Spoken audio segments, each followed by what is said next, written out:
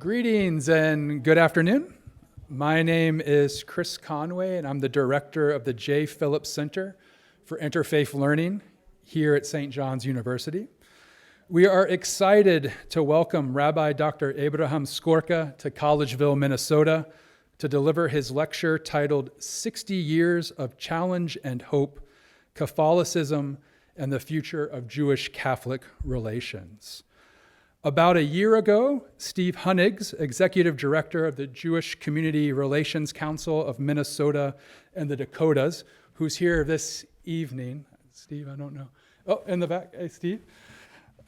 Invited me to his office alongside Hans Gustafsson, Director of the J. Phillips Center for Interreligious Studies at the University of St. Thomas, and Father Eric Rutten, Chair of the Archdiocesan Commission for Ecumenical and Interreligious Affairs, to discuss the possible plans for commemorating the 60th anniversary of Nostra Aetate.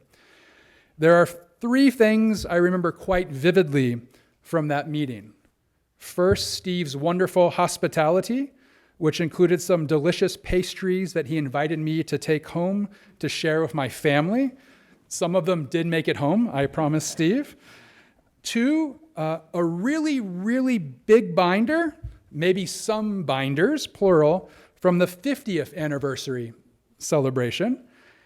And three, a clear sense that in our time, at this particular moment, such a commemoration was and is important and necessary. And if you'd like to see and read a very well-written expression of that sentiment, I encourage you to check out Steve's opinion letter from the Sunday Star Tribune. Thank you, Steve, Hans, Father Eric, for your good and hard work putting this series of events together, of which here at St. John's and St. Ben's, we are the first in a mini-series of events. Thank you also to Catherine Rupp for all your great work behind the scenes, as well as media and technology and dining services. And thank you to all of you who are here this afternoon. Our esteemed speaker, Rabbi Dr. Abraham Skorka, is Senior Research Fellow for Jewish Studies and Jewish Catholic Relations at Georgetown University in Washington, D.C. Born in Buenos Aires, he earned a Ph.D. in chemistry from the University of Buenos Aires and received rabbinical ordination from the Latin American Rabbinical Seminary. He served as rabbi of B'nai Tikva Synagogue for 42 years and as rector of the Rabbinical Seminary for 2 decades. A leading figure in Jewish-Christian dialogue, Rabbi Skorka is widely known for his deep personal friendship and theological partnership with Pope Francis. Their landmark book on heaven and earth, Pope Francis on Faith, Family, and the Church in the 20th Century, captures years of public conversation between the two leaders and models respectful interreligious engagement. Rabbi Skorka has held academic posts at St. Joseph's University and Gratz College and received honorary doctorates from institutions including the Jewish Theological Seminary of America and the Pontifical Catholic University of Argentina. His numerous awards include the Jan Karski Eagle Award and the Shevet Ahim Award from the Council of Centers on Jewish-Christian Relations. Please join me in welcoming Rabbi Abraham Skorka to St. John's.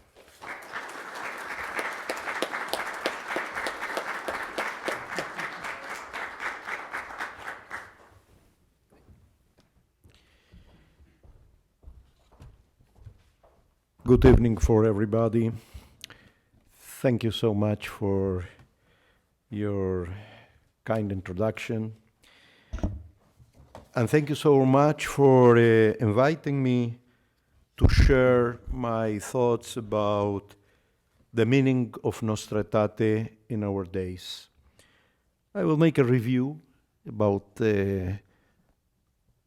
how Nostra Aetate was created, and I will make a special attention analysis on the 4th chapter of Nostra Aetate, which deals with the relationships between Jews and Catholics, and what Nostra Aetate produced.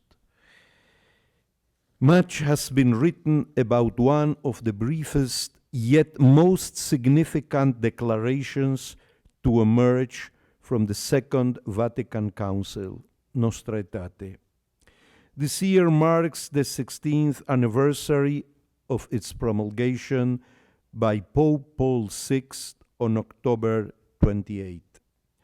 Chapter 4 of this declaration addresses the Catholic Church relationship with Jews and is particularly noteworthy as it represents a turning point in 2 millennia of Jewish-Christian relations. Two crucial statements within it fundamentally altered Christian perceptions of Jews and Judaism.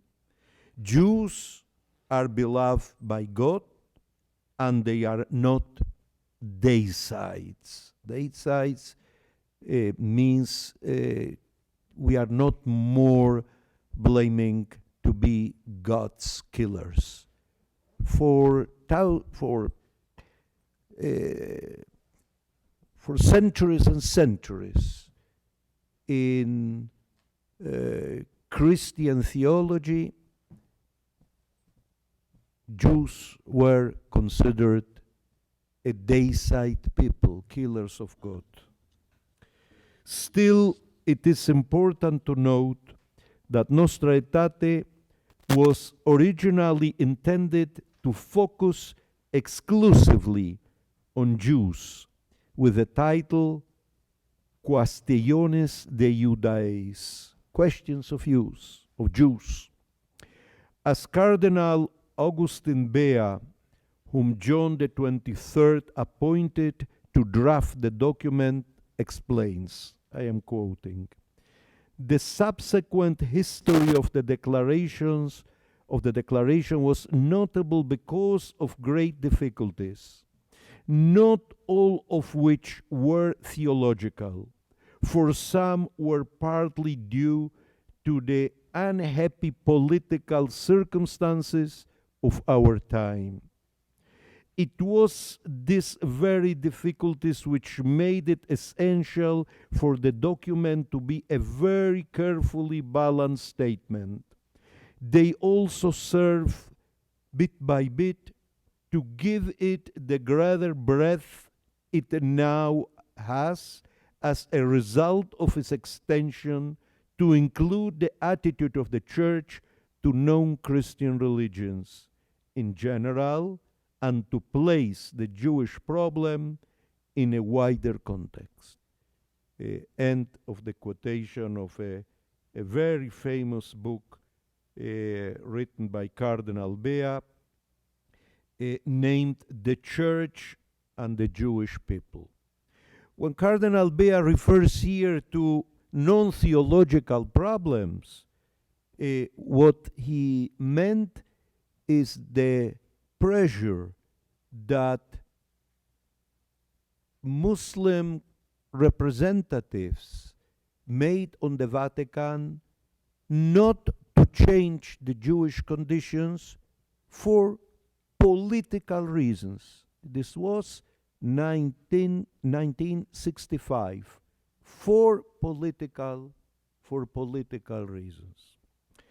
Okay, let us talk now about the 4th chapter of Nostra Aetate. There is some historical background to the declaration that is worth recalling.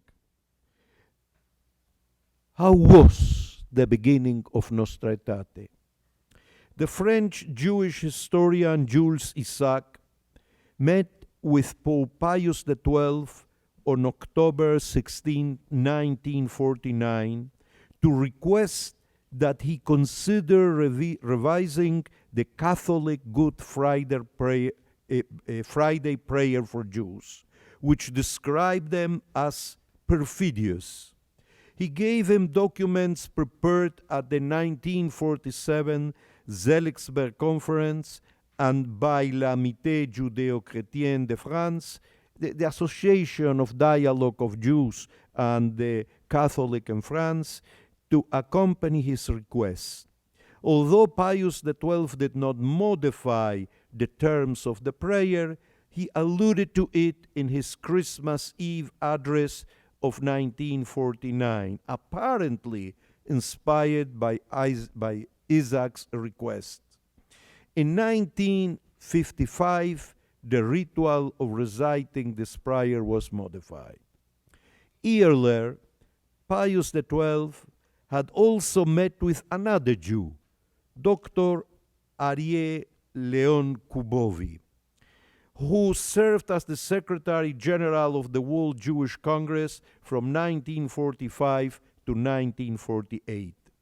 He spoke with the Pontiff on September 21st, 1945, requesting his assistance in returning to their families Jewish children who been sheltered during the Shoah in Catholic institutions. Additionally, Dr. Kubovi sought the drafting of a document to explicitly state that the Jewish people are not responsible for the death of Jesus. The urgent need to eliminate this stigma against Jewish people was also the plea of Jules Isaac in his 1948 book, Jesus et Israel. Both Isaac and Kubovi recognized that the so-called Dayside Church was the foundation of the hatred directed towards Jews over the centuries, sometimes spurring persecutions and massacres of them. Once the full extent of the atrocities committed against the Jewish people during the Shoah became widely known, both Jews and non-Jews who valued justice, equity, kindness, and mercy began to ponder how to respond to such a profound violation of human dignity. The great Jewish thinker Martin Buber wrote in 45, when the catastrophe of the fate of the Jewish European people was known, he wrote a book named in Hebrew Bein Am le'artzo, and which means between the people and his land. And the idea that he expresses in the book is how deep is the relationship between the land of Israel and the Jewish people, because he foresaw that the Zionist dream, he was also a Zionist, he belonged to the Zionist movement, is the only one way for a revival of the Jewish people after the Shoah. The Shoah is the Holocaust, the assassination of 6 million of Jews only for the Jewish condition in the concentration camps prepared by the Nazi regime. On that time, Jean-Paul Sartre wrote his reflections about anti-Semitism on his paper Reflections sur la question juive. Hannah Arendt, the very famous thinker, wrote a very important book in which one of the volumes of this book is an analysis of anti-Semitism. The name of the book is The Origins of Totalitarianism, and so many others. The issue was also a significant concern for Catholic intellectuals, particularly Jacques Maritain. Pius XII did not articulate a clear stance on the Holocaust during his 13 years of Pope from 1945 to 1958. It was Angelo Giuseppe Roncalli who became Pope John the 23rd after Pius XII who did so. Pius XII is remembered for his controversial silence regarding Nazi atrocities during during the Second World War, while there is a vast bibliography about Roncalli's enormous efforts to save Jews in those dark years.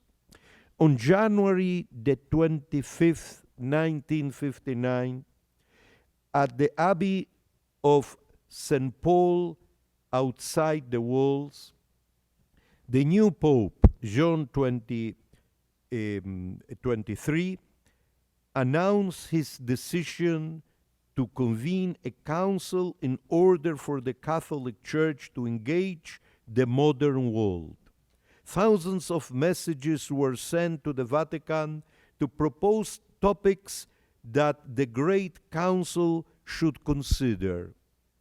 Only a handful suggested the subject of Catholic relations with the Jews.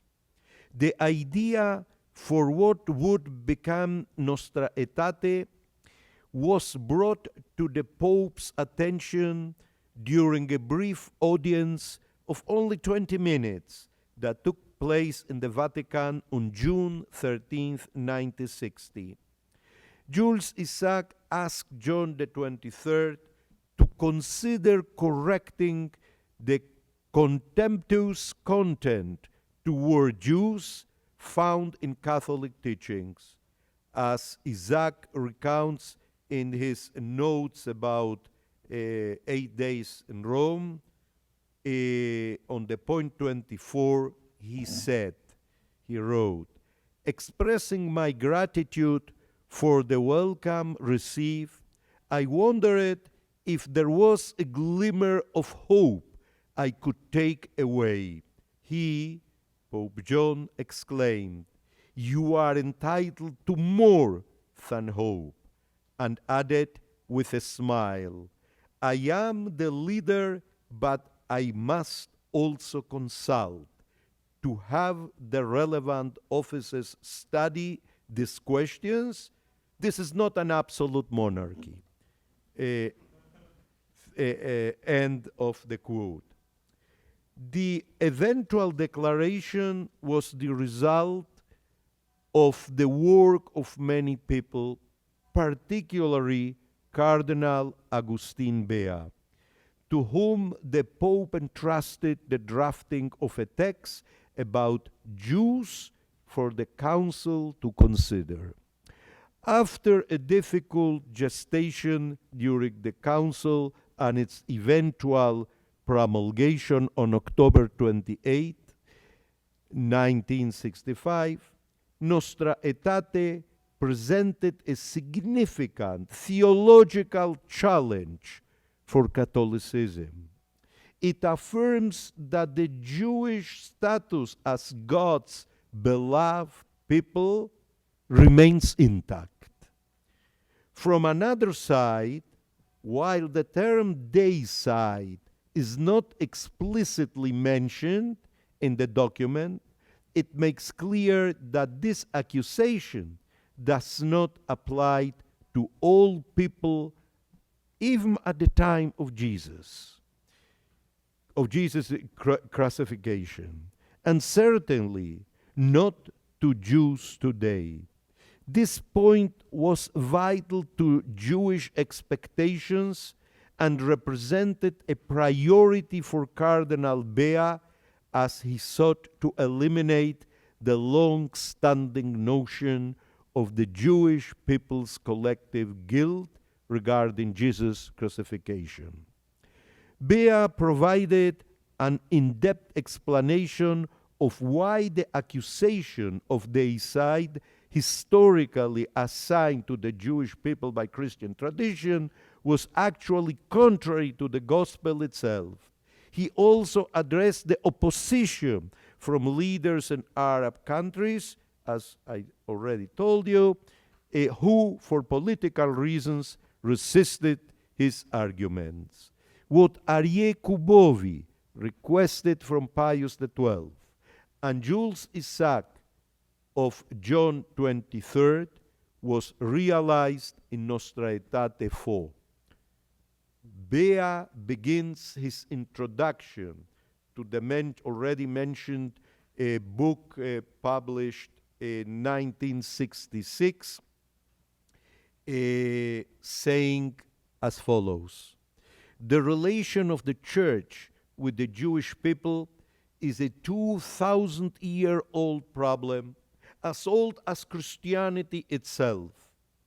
It became much more acute, particularly in view of the ruthless policy of extermination inflicted upon millions of Jews by the Nazi regime in Germany.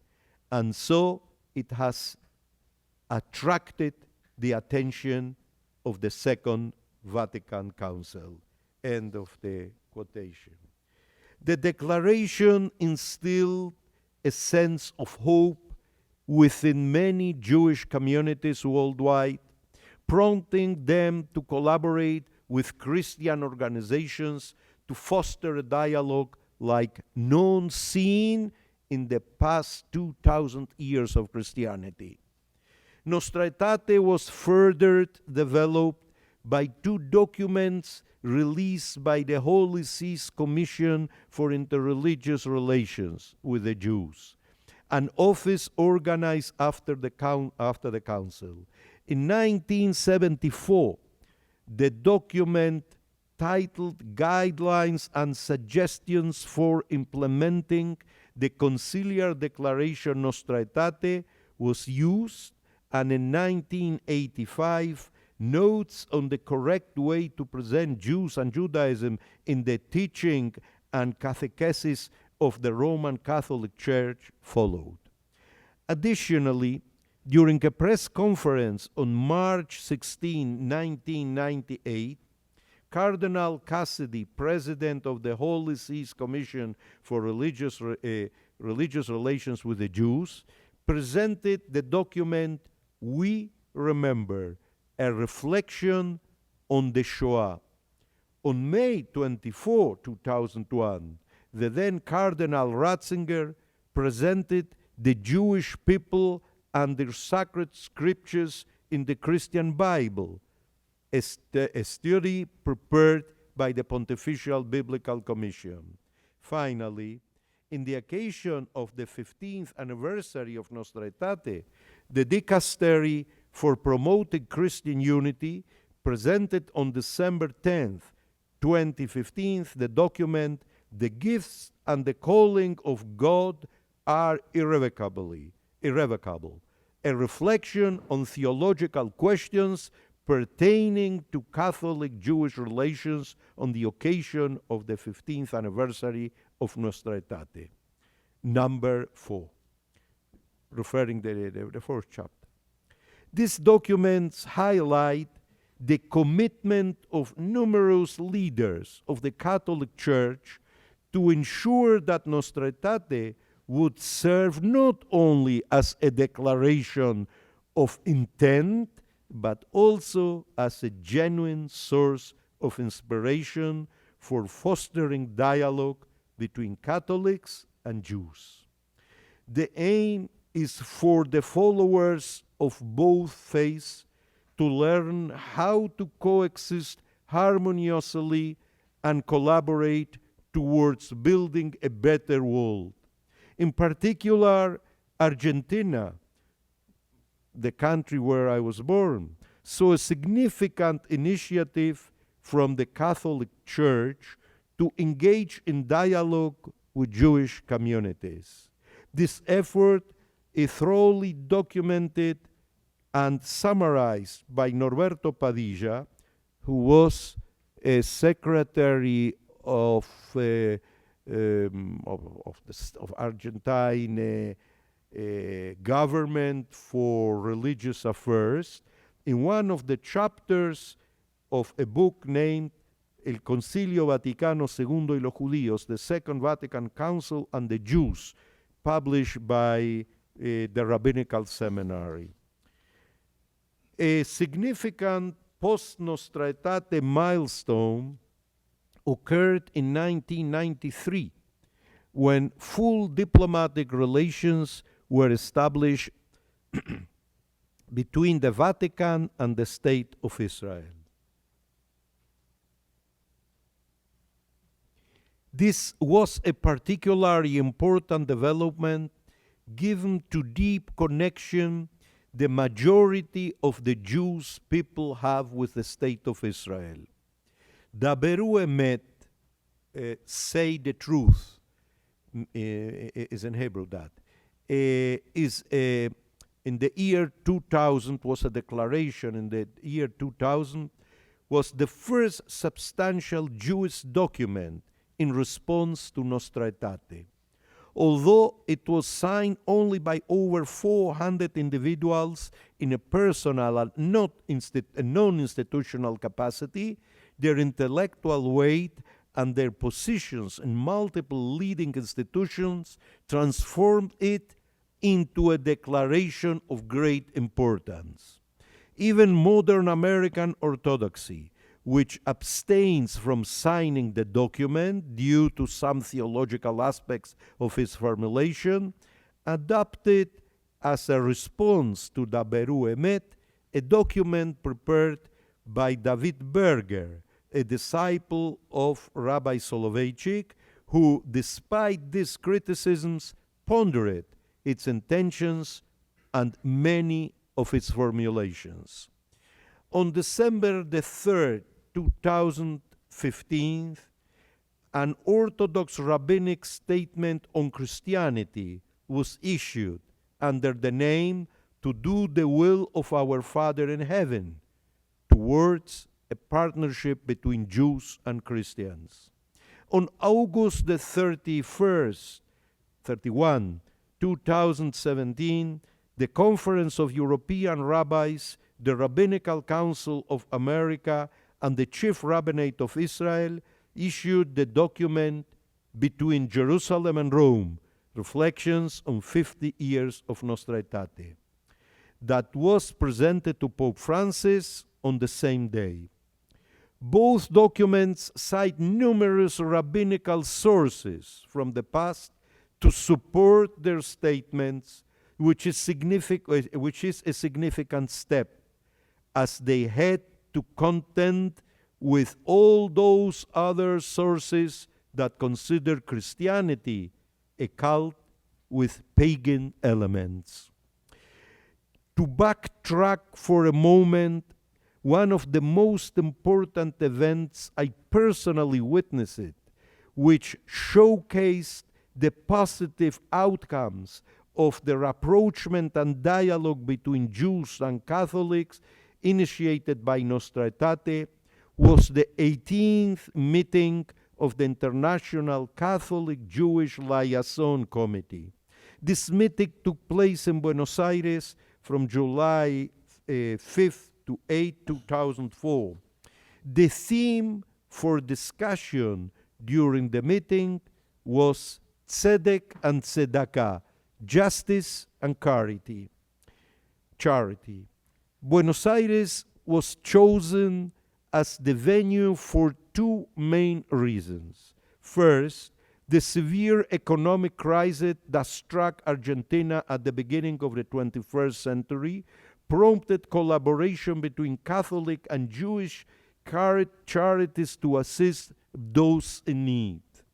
Second, selecting Buenos Aires expressed solidarity with a city where the Jewish community has faced the most significant anti-Semitic attacks since World War II, notably the destruction of the Israeli embassy on March 17, 1992, and the attack on the Argentine-Israelite Mutual Association on July 18, 1994.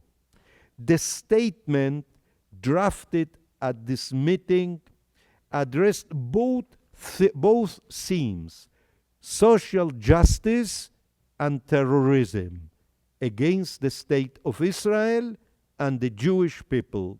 One of its most eloquent paragraph on the subject reads as follows. The subject signed under by Catholic leaders and by Jewish leaders.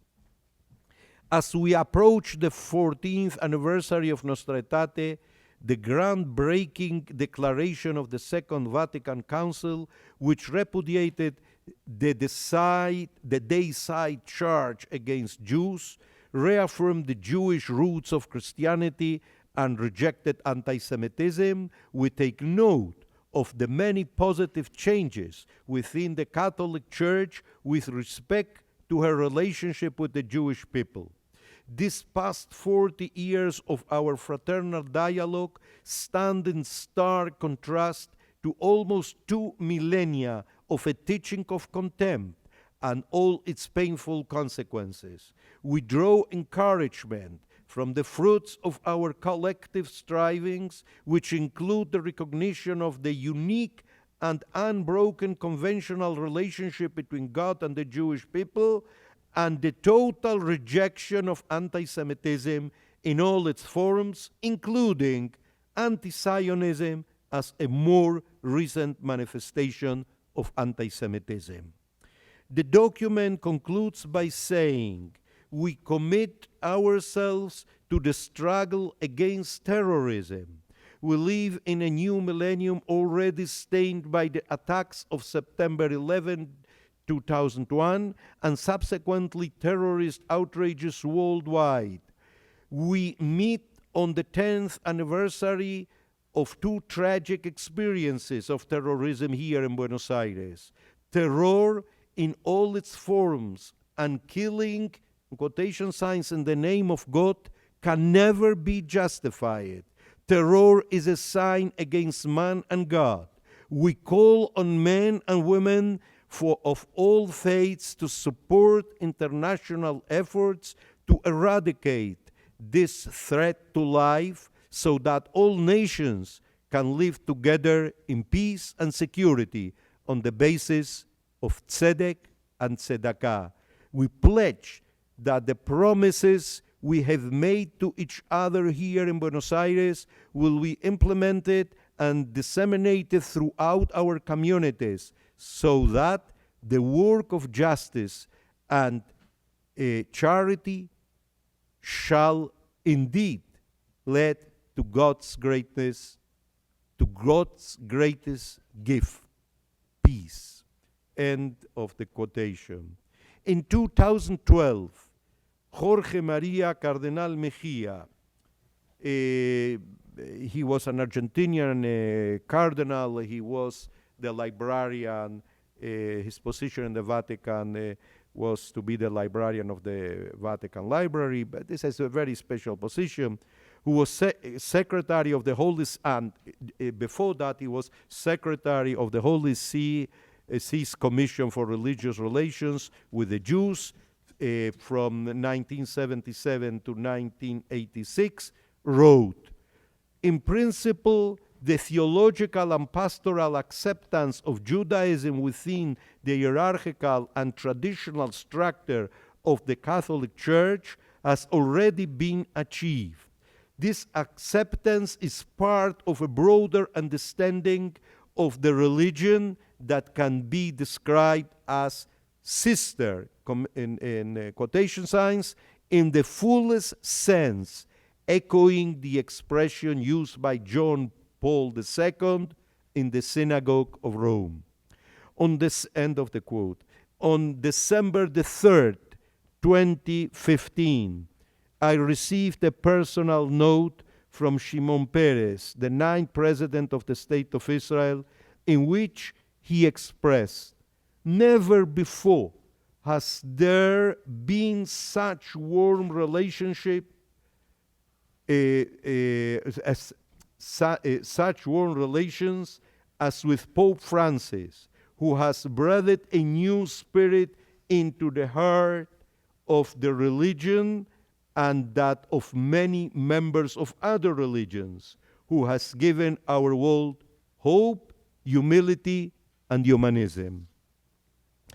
These last quotes aim to reflect extraordinary circumstances and statements that reveal the high level of dialogue and closeness achieved at certain times during these past 60 years. Now, let us talk about the document on human fraternity for world peace and living together, and the encyclical of Pope Francis, Fratelli Tutti. On February the 4th, 2019, Pope Francis signed the document on human fraternity of world peace and living together alongside the Grand Imam of Al-Azhar, Ahmad Al-Tayeb, in Abu Dhabi.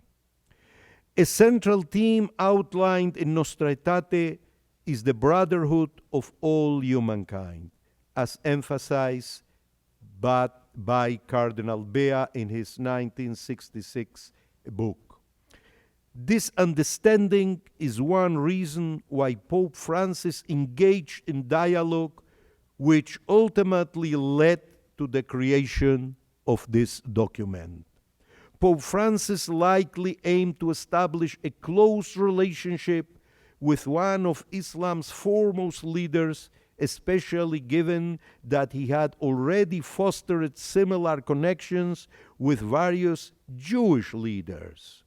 However, it is notable that a representative from Judaism was not invited to sign this declaration, which reflects many shared values of the Abrahamic traditions upheld by all three faiths.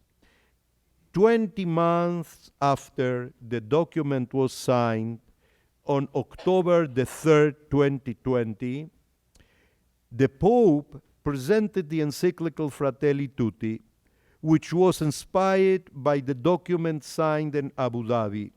He stated that inspiration for writing this encyclical came from his dialogue with the Grand Imam.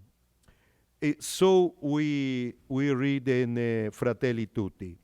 In the preparation of Laudatio Si, a former encyclical, I had a source of inspiration in my brother Bartolomeu, the Orthodox Patriarch, who has spoken forcefully of our need to care for creation.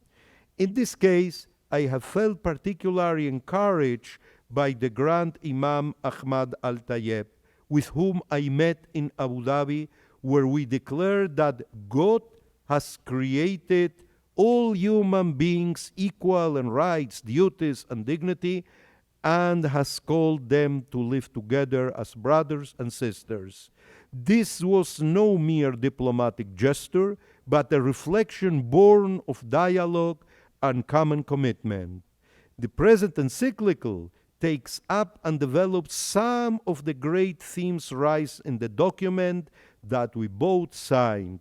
I have also incorporated, along with my own thoughts, a number of letters, documents, and considerations that I have received from many individuals and groups throughout the world.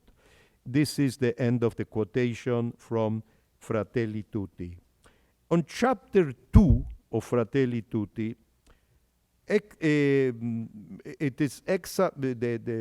Pope Francis examines the concept of loving one's neighbor as found in Jewish sources. It distinguishes between Torah teachings and prophetic sources, and also discusses the stance of Rabbinic Judaism.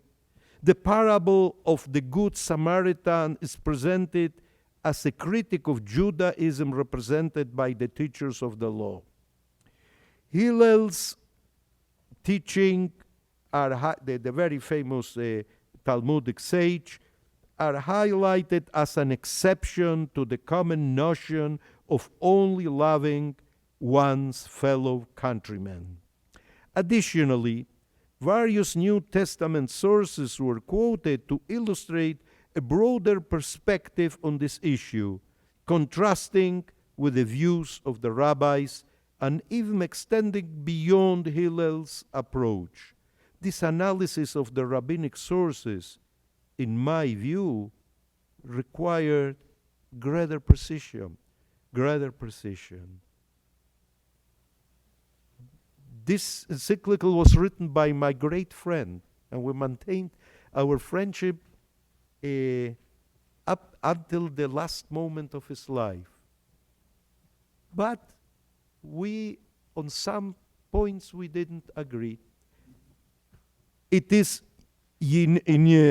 unusual that in this writing, Francis revisits old and supposedly resolved arguments regarding Jews and Christian source about the love of neighbor, highlighting the apparent superiority of one over the other.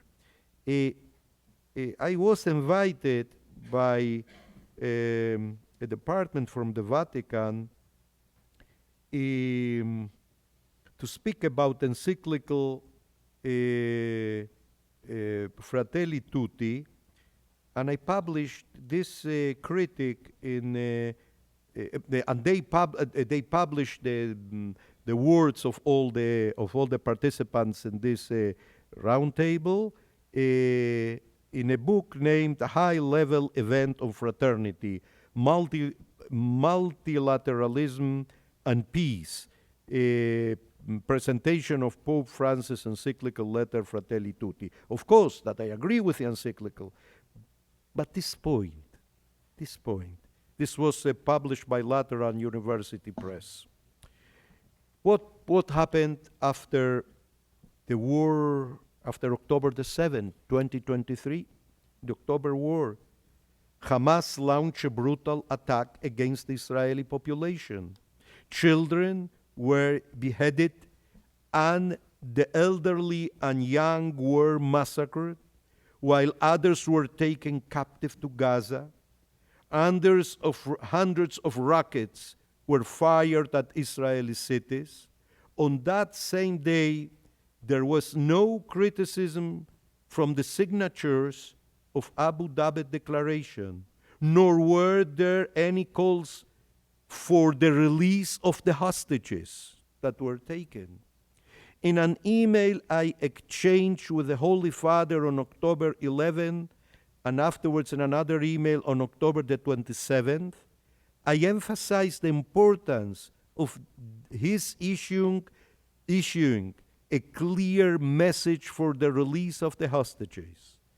While he did convey such a message, I believe he did not express it with the emphasis I had hoped for. And Imam Al-Tayyib praised the attack. Pope Francis' comments and actions during the conflict, along with their interpretation by Israeli government authorities and diaspora Jews, resulted in a delicate and tense situation. Professor Thomas Bancho from Georgetown University, he is the director of the Berkeley Center of the university, discussed this issue in an excellent article published in Commonwealth on February 16, 2024. The dialogue that had developed over many years was impacted. Our friendship with Pope Francis has endured for over 25 years and remained strong. Our discussions have been open and fluent, and although we have differing views, we have consistently engaged in conversations about significant issues affecting the Middle East and Jewish communities worldwide.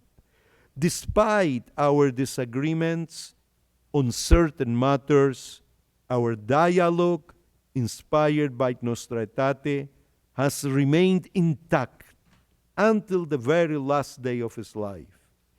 In his last book, Hope, the autobiography, Francis dedicates half a page to our friendship. His words express the deep affection that connected us, a bond that grew from our initial interreligious dialogue and quickly expanded to include all aspects of our lives.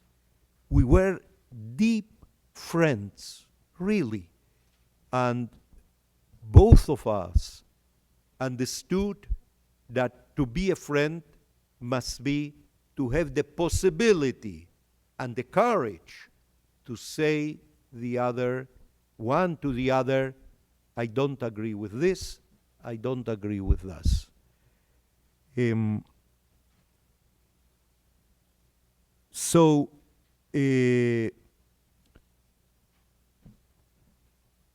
When he passed away, I published 2 farewell notes to him in L'Osservatore Romano, the newspaper of the Vatican.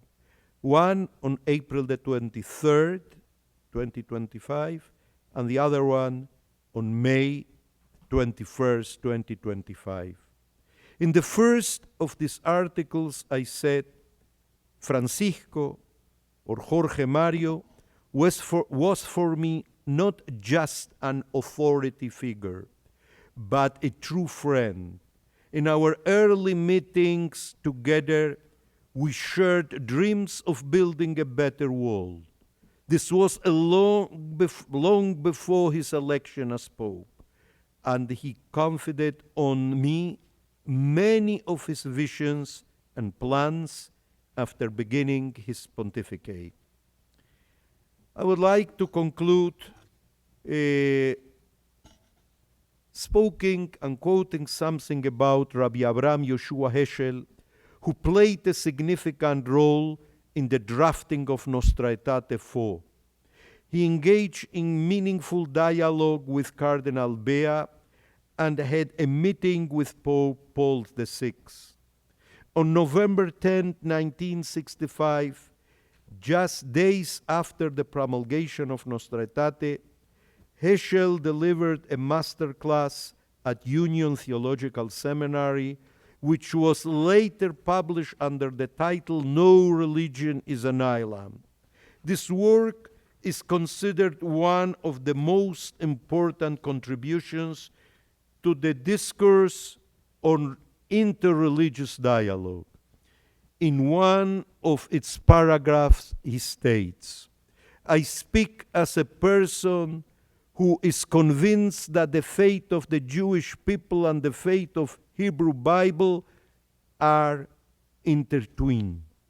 The recognition of our status as Jews, the legitimacy of our survival is only possible in a world in which the God of Abraham is revered.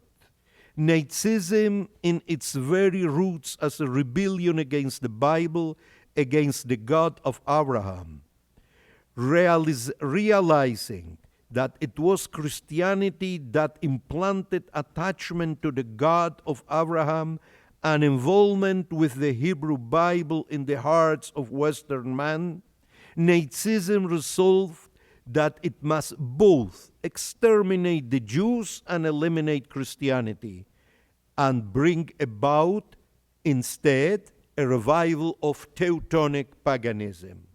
Nazism has suffered a defeat, but the process of eliminating the Bible from the consciousness of the Western world goes on. It is on the issue of saving the radiance of the Hebrew Bible in the minds of men that Jews and Christians are called upon to work together. None of us can do it alone. Both of us must realize that in our age, anti-Semitism is anti-Christianity, and that anti-Christianity is anti-Semitism. End of the quote. These words are highly relevant today, characterized by a serious demand of genuine dialogue and reconciliation. Nostra Aetate 4 presents a significant challenge to all generations of Catholic and Jews who will always be called to engage with its meaning and principles. I would like to add one more phrases. I wrote in July a letter to Pope Leo telling him that the relationship and the dialogue that I had with Pope Francis, and that I'm ready, eager to help him or the persons that will work for him, with him, in the development of the dialogue, of the interfaith Jewish-Catholic dialogue, as I did until this very present. And I received this kind answer in which he expresses, maybe that I can share the last phrase of his answer. He finishes his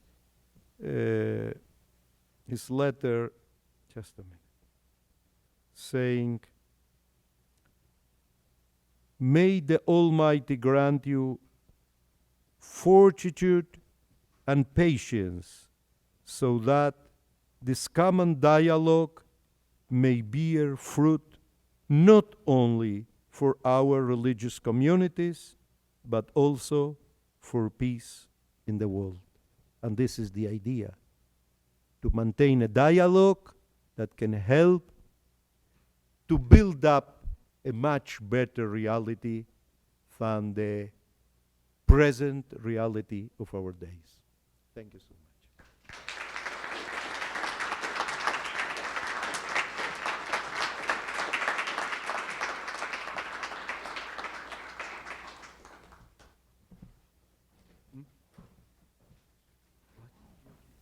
Yes. Okay.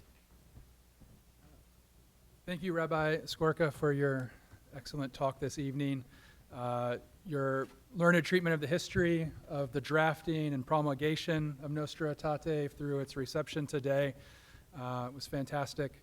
And that personal dimension that only you can share, we're very thankful and grateful for that as well. We have a time for some questions. There are microphones on both sides of the room. I think they are on. So if you have some questions for Rabbi Skorka, I know he'd be happy to answer them.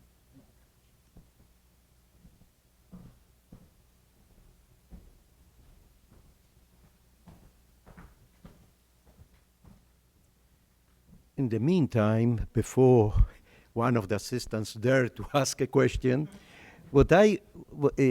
after reading this, what I prepared for this occasion, I feel that I have to tell you something in order to describe in a better way the figure of Francis.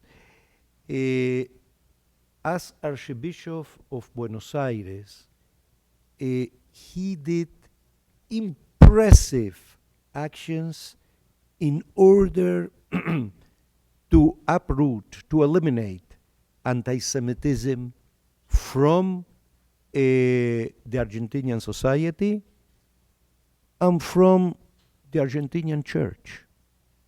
He did impressive things, really, that in order to leave a mark in Argentinian history, that hopefully in the future will be evaluated and already in the present are signs and marks very, very important that he left there.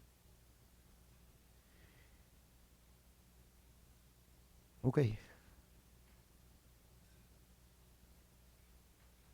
No questions. Oh, okay.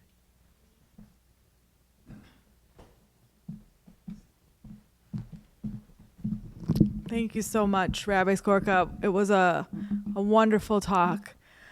I guess one of my questions would be that while Nostra Aetate is a huge advance, would some people wonder if it went far enough or if it could have gone farther. So I guess my question would be, do you have any thoughts about the strengths or weaknesses of Nostra Aetate? And also today, what would be something for you that you would consider to be an advance? Like, is there an advance in Jewish-Christian dialogue that scholars are working on and you'll hope there's greater agreement? Or is there a way of collaborating that you could envision that would represent an advance? So I guess my questions have to do with Nostra Aetate and how you think in terms of that document's strengths and weaknesses, and today what would be an advance that you might envision as realistic? I heard in the celebrations of Nostra Aetate that took place in Georgetown that a friend of mine, Father Dennis McManus, oh, you know him. So he said, maybe that what we need is a new Nostra Aetate. And Nostra Aetate was a very strong document for its time. And it's a very good idea, the idea that Father McManus exposed maybe for a new document. It's a romantic idea, sounds good, sounds very good. But I suppose that Nostra Aetate is a quite strong document. The point is how we understand Nostra Aetate. And why? Because Nostra Aetate, what is on the beneath of Nostra Aetate is this, as far as I understand or what I try to explain here. Nostra Aetate is the product of the spiritual bankruptcy of European culture, because the 6 million Jews that were killed during the Second World War, they were not soldiers. They simple Jews that for merely being Jews were taken whole families, babies, and were exterminated. So something had to occur, and the first thing that Kubovi and Jules Isaac ask from the popes is, say something that Jews are not deicides. But as Heschel said, the document tried to produce a turning point, and it did that in the history of the Catholic Church. But now what is required is to develop what I tried to do with Francis. And I have to, to honor the truth with he tried to do with me, with both of us tried to do, and which is to develop a real dialogue.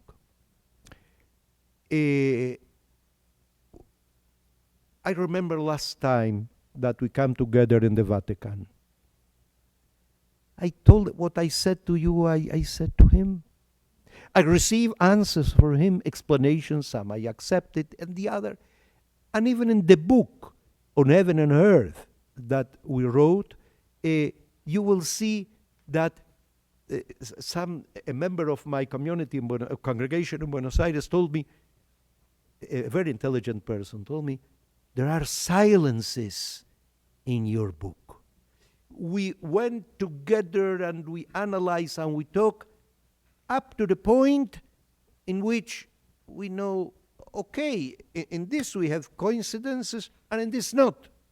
At some points we had we had coincidences, and other points not. So the great problem of the world is a lack of dialogue. People don't understand what means to dialogue. We have in Judaism, or for the whole world, two great sages in the last century. Mordechai Martin Buber from one side. All his philosophy is the dialogue. And the other one is Levinas, Emmanuel Levinas. All is the philosophy of dialogue. And this is what we need. This is what we need desperately.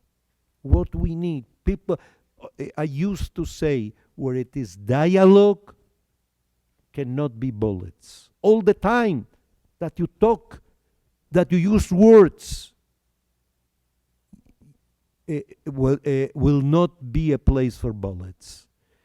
This is the quinta essence, the deep meaning of Nostra Aetate. Okay, we change our theology. It's a turning point. We try to close a chapter in history and desperately to open a new chapter in history. But this is a tool for something, and the something is to elaborate a real dialogue. In a real dialogue, no one of the parts in dialogue can consider that he has the truth in his pocket. This is the world of our days. Many people do consider, oh, what I feel and what I believe, this is the truth. No. Always must be a place, first and foremost, for humbleness, and second, of doubt. Must be, okay, I believe in the God of Israel with all my heart, and as the Bible says. But faith has to do with doubts. A little bit. But otherwise, it's not pure faith. Faith without some kind of no-knowledge is faith because you don't know exactly what it is. You feel the presence of God. I am repeating Buber. You feel the presence of God. But there are some people who are putting themselves as God is the secretary of them. In many places and in many positions in the world, throughout the world. Okay, other question, please. Thank you so much, Rabbi Skorka, for the history that you shared and also the insights you shared. And there's so many different things that could be picked up on, but we have very limited time. So I just want to, well, one thing that's implicit throughout what you said was a distinction between anti-Semitism and anti-Judaism. A relationship, but a distinction. There are people who are not at all anti-Semitic, but they still have misunderstandings of Judaism, and often when they teach and preach, in my experience, it comes across as an anti-Judaism, even though they don't have anti-Semitism. But anti-Judaism has, as you pointed out, fanned the flames of anti-Semitism. And I think when anti-Semitism is condemned among by Catholics and in the Catholic community and other Christian communities, often people are not owning up to the theological roots of it. And I think that's really important. And I think that came through in what you were saying. But I want to pick up on one other issue, and it's such a glaring issue today, and that's the issue of Zionism. And you mentioned Buber, and Buber was a Zionist, the great Martin Buber, philosopher, who attended the second Zionist conference in the late 1890s and wrote about it throughout his career. He's known more for his philosophical work on I and Thou, on dialogue, but he's known by many of us as having written very movingly about Zionism. But his form of Zionism, according to so many of my Jewish friends, including rabbis, has been so rejected by many, not all, not perhaps even most, but by many contemporary Zionists. Jewish friends of mine, rabbi friends of mine, have said, for example, that no group of people has done more to hurt, the Jewish people. No Jew, that is, has done more to hurt the Jewish people than those representing the current administration in Israel and the settler movement, and that form of Zionism is thoroughly opposite to the not only liberal but the very humane Zionism of Buber, which was a Zionism of cooperation and dialogue. Another book that Buber wrote was A Land for Two People, and he was working tirelessly for that. But even as early as the late 40s, after the dawning of the State of Israel, Buber and Ben-Gurion, the first prime minister, had a fallout, and Buber constantly challenged him in ways that even he, who was much more humane than what we have today over there, in my judgment, so maybe you want to reflect on that, because it's an issue for so many people, and I know it's not only affected Jewish-Christian relations, but it's torn the American Jewish community apart. On a daily basis, I read several Jewish online newspapers, and boy, oh boy, I mean, Family Feud is extremely hot right now, and there are Jews that don't even want to call themselves Zionists anymore because of the way that what that word has now come to represent because of the Netanyahu and the settler movement. Thank you. If you could say a few things about that. Look, I would like to put on clear something. Zionism was not merely a national movement. Was a culture. The idea of Zionism was a revival of the Jewish spirit. If in Israel people are speaking in Hebrew today, this is one of the major goals of the Zionist movement. And so we can speak about a lot of things. It was, again, I stress this point, a cultural movement in order to build a new Jewish culture based on the past, of course, based on the tradition, on the earth of Israel. That was the idea, the aim. It was not merely let us conquer this earth. No, was a target. Now, in order to be brief, of course, that an important part of the Israeli population is taking a position which has not to do with the humanistic values of Zionism. Buber, okay, didn't share all his visions with Ben Gurion. And neither Ben Gurion shared all his visions with Buber. But the idea of humanism, as we understand the word humanism, this they shared. They tried to build up a democratic country in the middle of the Middle East. And this I heard from Ben Gurion. His dream, the dream of Ben Gurion, was to get peace with the Arab countries. It was his aim, his dream.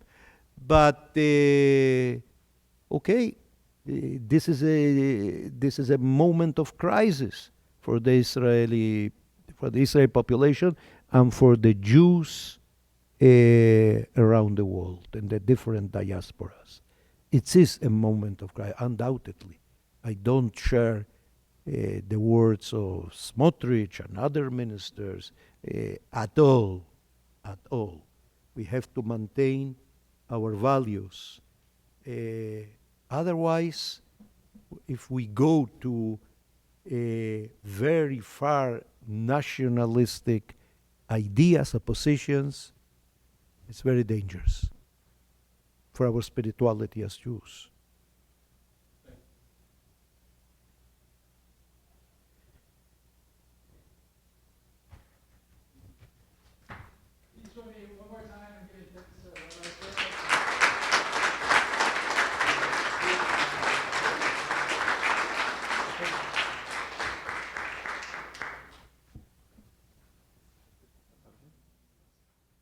Good. Should I say something? No? Okay. Yes, I think yes. Thank you so much for your patience, and hopefully next time I am going to be invited by the university. We can share something, the beginning of a new time, a time of peace. Good evening for everyone.